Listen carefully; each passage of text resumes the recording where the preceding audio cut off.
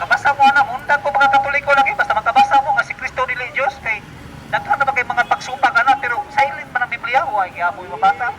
Pabili nagyapon ko sa matuod nga pundok sa among RCC member kay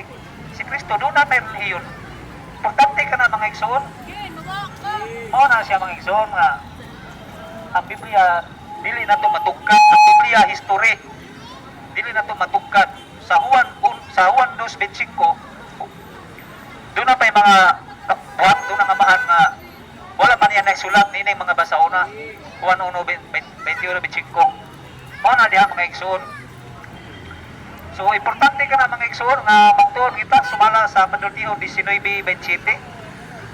hinunduman ginato kay sa kadugay na panahon atong may limtan ang atoang naibaluan si importante ang pagbasa Nehemias 8:8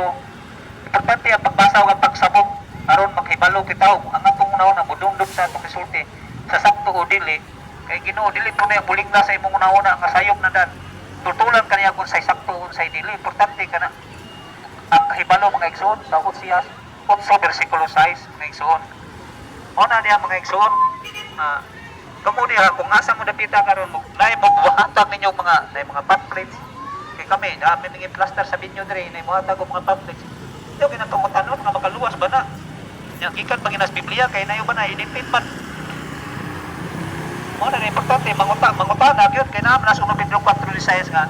kung kinsay pakisayon yung kinsay dunay mangutana kaniyo kinahanglan andam ko mo sa pagpanubag nini